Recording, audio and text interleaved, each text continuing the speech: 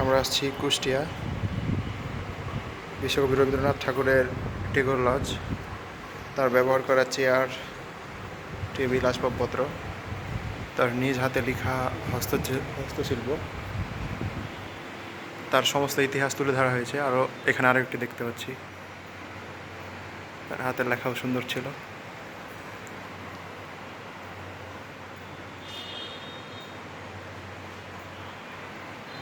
এখানে খুব সম্ভবত একটি মানচিত্র, তাদের ফ্যামিলি, রবীন্দ্রনাথের ফ্যামিলি।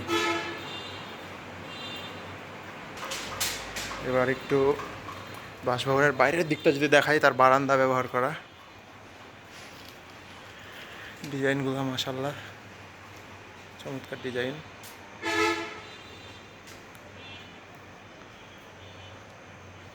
সন্ধ্যা হয়ে গেছে, অন্ধকার। আর ঠিক তার বাসভবনের পাশেই সেই বিখ্যাত মোহিনী মোহি মিল, বাংলাদেশের সর্বপ্রথম বস্ত্রশিল্প তৈরি হতো এখান থেকে, যেটি বর্তমানে পরিত্যক্ত অবস্থায় পড়ে আছে। আর তার টেগোর লজের সামনেই একটি মঞ্চ, মুক্ত মঞ্চ।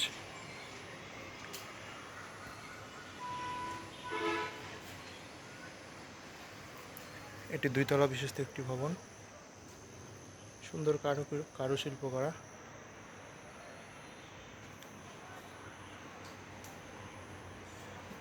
তৎকালীন বসার সোফা, শুভ ভাই বসে আছে।